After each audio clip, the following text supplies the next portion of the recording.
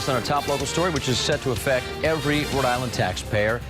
Impacted retirees voting today on a proposed settlement in the lawsuit over the state's landmark pension overhaul. They're gathering in a closed-door meeting at the Twin River Event Center in Lincoln. Eyewitness News reporter Madeline Wright working that story. She joins us now live with the latest from Blackstone Valley Mobile Newsroom. Patrick, thousands of people are here at Twin River Casino right now voting on a pension settlement. The vote is expected to wrap up any minute now, and the outcome of that vote will determine whether the state goes to trial over its former employees' retirement benefits.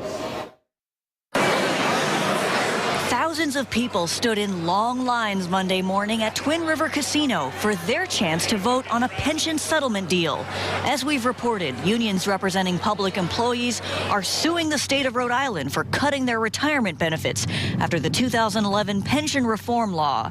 The move saved the state $4 billion in taxpayer money, but union members say it's unconstitutional. Several unions are holding today's vote so retirees can decide whether to accept a proposal that would avoid a costly trial. Neither the state nor the unions have disclosed the exact terms of the deal, but one version of the state's offer circulating among state employees shows the settlement is similar to one that was rejected last year.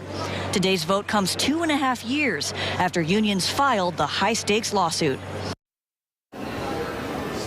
We just heard from a retiree who came out of the closed meeting. He tells us that former Supreme Court Justice Frank Williams, who put together the settlement, encouraged the retirees to accept the deal because he says it's the best offer they're going to get, and they'll probably lose if they go to court.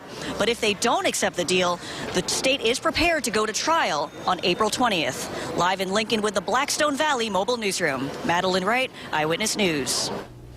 Still many unanswered questions surrounding this proposed settlement. Part of the reason a judge-imposed gag order issued to protect the confidentiality of the process.